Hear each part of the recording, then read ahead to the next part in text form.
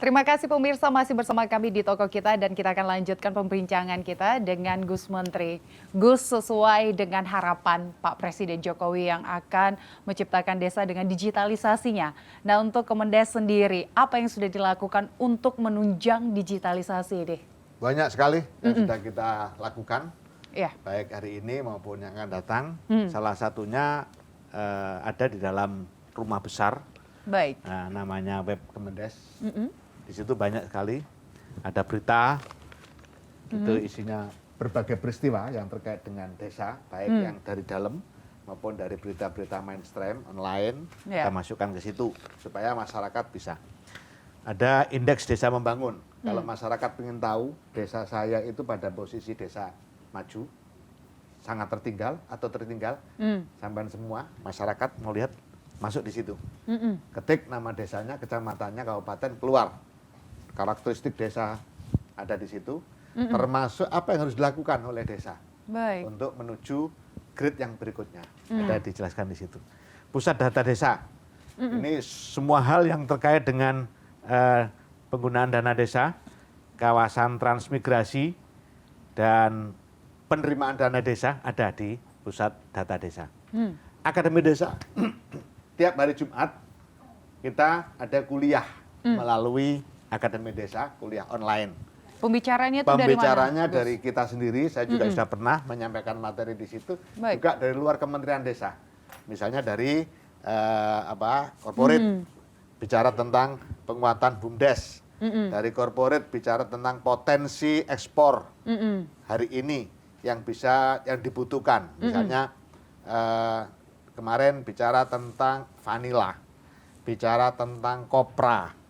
Kebutuhan kopra di dunia, kebutuhan family, karakteristiknya bagaimana, itu dijelaskan bisa juga melalui Akademi Desa. Sejauh ini yang untuk Akademi Desa cukup banyak peminatnya, banyak sekali. Itu bisa dicek langsung berapa orang yang ikut Akademi Desa ini, langsung bisa per hari. Per tiap tampil, tiap tayang. Tiap hari Jumat itu ya Gus ya. Dan kita wajibkan juga kepada pendamping desa untuk ikut mengikuti proses di situ, karena itu juga menjadi bagian dari proses peningkatan kapasitas pendamping desa, capacity building kita. Jadi bisa melalui dana Akademi Desa. Di 2020 kita punya program peningkatan kapasitas pendamping.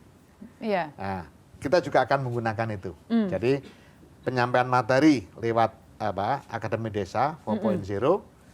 Modulnya modul semacam mengikuti model UT, terbuka.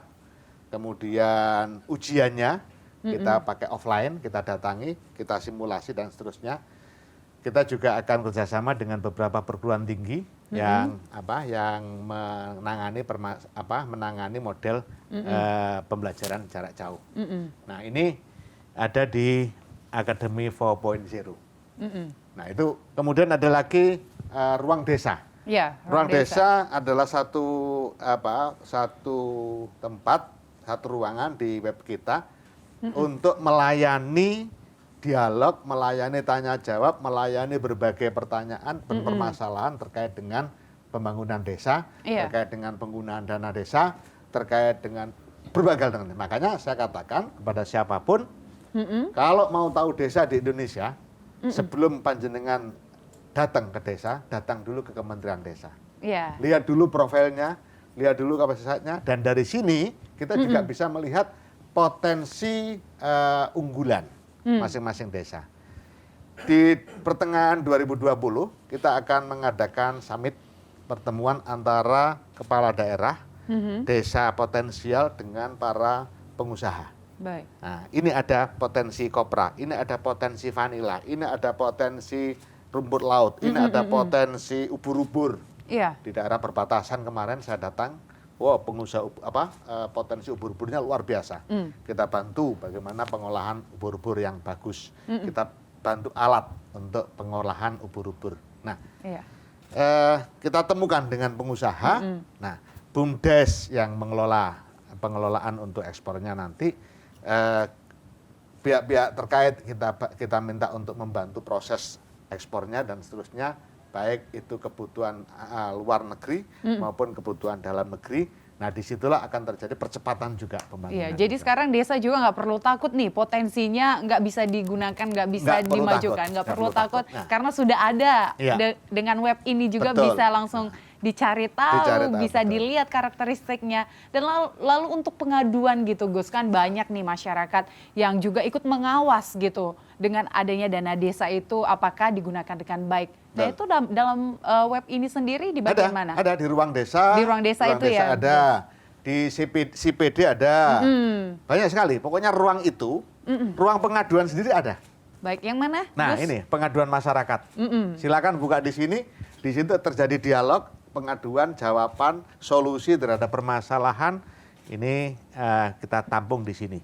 Kita mendapat penghargaan dari Komisi Informasi yang diserahkan oleh Pak Wapres kemarin terkait dengan keterbukaan informasi kita. Karena memang kita sangat terbuka kepada masyarakat. Kita juga perpustakaan, hukum, ada semua di sini.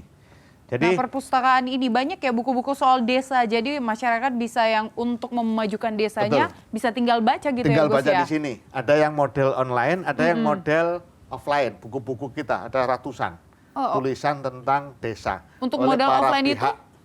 ngambilnya bagaimana? Kalau untuk yang offline sendiri? Kenapa? Itu cara untuk menggunakan Bisa diakses di langsung sini. di sini juga. Bisa ada di sini. Kalau mau cari bukunya ada di sini. Ada di toko-toko buku juga ada. Oh, baik. Yang terakhir kemarin akan terbit juga diterbitkan oleh LKIS Jogja. Keberhasilan desa mana itu ditulis bagus. Nah, itu juga menjadi karena begini, kita ingin desa-desa yang sukses, desa-desa yang sudah berhasil itu dikloning. Dikloning oleh desa-desa yang lainnya dengan karakteristik umum yang sama, tapi tetap memperhatikan dan mempertimbangkan kearifan lokal. Nah, makanya kita ada desa percontohan. Nah, masuk di sini, inovasi misalnya, kompilasi inovasi-inovasi dan alamat inovator. Jadi bisa mencontoh dari situ, bisa melihat desa-desa yang sudah maju seperti itu ya Gus. Ya baik Gus Menteri, sepertinya perbincangan kita ini sangat menarik dan waktu sepertinya harus memisahkan kita. Semoga saja nanti Kementerian Desa ke depannya bisa membantu desa-desa lainnya dan desa-desa bisa lebih maju lagi. Amin. Baik, terima kasih Gus Menteri. Dan pemirsa, demikianlah perbincangan kami dengan Gus Menteri. Jangan lupa saksikan tokoh kita di episode selanjutnya bersama saya Gesmi Sitanggang dan sampai jumpa.